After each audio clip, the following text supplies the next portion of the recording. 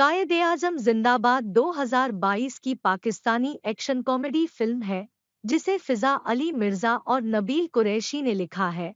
नबील कुरैशी द्वारा निर्देशित और फिल्मवाला पिक्चर्स के बैनर तले मेहदी अली और फिजा अली मिर्जा द्वारा निर्मित है। फिल्म में फहद मुस्तफ़ा, जावेद शेख और माहिरा खान के साथ नैयर एजाज और महमूद असलम भी कलाकारों की टुकड़ी में है। कराची में अपने अपराध विरोधी कर्तव्यों का पालन करते हुए इंस्पेक्टर गुलाब DIG बाबर को अपनी पदोन्नति रोकने के लिए ताकि वह उसके अधीन रिश्वत इकट्ठा करना जारी रख सके, जो राणा के लिए काम करता है। एक भ्रष्ट राजनेता जो अपने घर पर एक शेर का मालिक है। एक दिन ड्यूटी के दौरान गुलाब का सामना जिया से होता है, जिसका सेल फोन तब छीन लिया गया जब वह पालतू जानवरों को बचा रही थी। जैसे ही वह उसके प्यार में पड़ जाता है, वह उसका सेलफोन ठीक कर लेता है और उसके करीब आने की कोशिश में उसे अलग-अलग पालतू जानवरों के आश्रय के लिए देना शुरू कर देता है, लेकिन वह उन्हें दुलारने में दिलचस्पी नहीं लेता है क्योंकि वह उसके हमस्टर पर नियंत्रण खो देता है।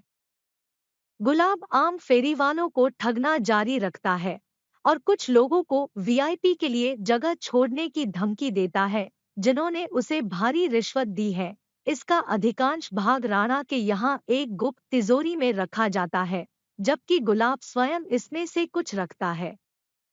बाद में जब गुलाब के पिता मुनीर को पता चलता है कि वह अपने द्वारा ली गई रिश्वत को चुपके से अपने घर में जमा कर लेता है, मुनीर इस दर्द से मरते हैं कि उनके बेटे ने भी मोहम्मद अली जिन्ना का सम्मान करने के लिए 20 साल पहले उन्हें जो सबक सिखाया था, उसे नजरअंदाज कर दिया और भ्रष्ट लोगों का अनुसरण करना शुरू कर दिया।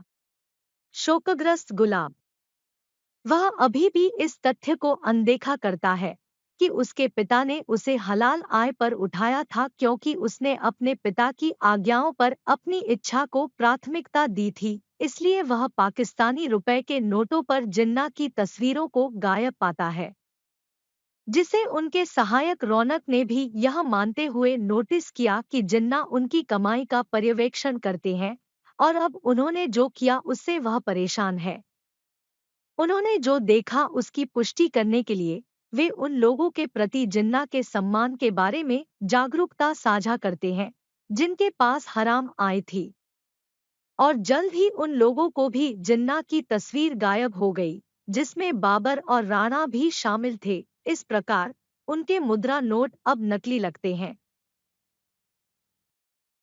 जैसे ही गुलाब के कामों के बारे में जानकर जिया को गुस्सा आता है, गुलाब को अपनी सारी गलतियों का एहसास होता है और वह एक नया पत्ता बदल देता है। वह अपनी टीम द्वारा बनाई गई लोगों की सूची का अनुसरण करके माफी नोट के साथ पैसे लौटाता है। वह एक पेडलर के साथ दुर्व्यवहार करने पर सार्वजनिक रूप से एक अधिकारी की पिटाई करता है, जो विवाद को जन्म देता है। हालांकि वह अपने वरिष्ठों को भी प्रदान करता है। बाबर और राणा मज़ार-ए-कैद में जिन्ना से माफी मांगने के लिए कहते हैं, जिसे राणा नजरअंदाज कर देता है और इसके बजाय असेंबली में विधेयक का अनुरोध करता है कि या तो करेंसी नोटों से जिन्ना की तस्वीर को पूरी तरह से हटा दिया जाए या इसके बजाय US डॉलर का उपयोग शुरू कर दिया जाए। इस अधिनियम के खिलाफ और अपनी निजी संपत्ति पर एक जंगली जानवर के मालिक होने के खिलाफ कई सार्वजनिक विरोध प्रदर्शन हुए। बाद के विरोध का नेतृत्व जिया ने किया था। जल्द ही गुलाब राणा के खिलाफ वारंट लेने की कोशिश करता है क्योंकि वह एकत्रित रिश्वत का खुलासा करता है। इसके बजाय वह जिया की शिकायत पर वहां टूट पड़ता है, जिसके बाद शेर को पुलिस को सौंप दिया जाता है, जो अब उसे सुरक्षित रूप से जंगल में ले जाएगा। इस बीच राणा अपने घर को जलाकर और बाबर को सूचित करके भागने की कोशिश करता है। हालांकि गुलाब राणा के निजी जेट से सारे पैसे वसूल करता है और आम लोगों के लिए शहर में बरस रहे पैसों को उड़ा देता है, क्योंकि उसे बाबर से एक आदेश मिलता है जिसे अपने सच्चे कर्तव्य का भी एहसास होता है, जबकि गुलाब कराची के क्लिफ्टन बीच में जेट के साथ डूब जाता है।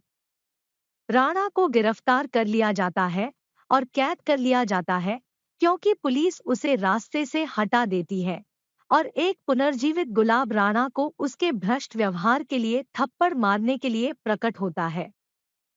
जैसा कि गुलाब इस मामले से मुक्त हो जाता है, वह देखता है कि जिन्ना की तस्वीर उसके वेतन पर फिर से दिखाई देती है, जो उसे पहली बार थोड़ी देर में मिलती है।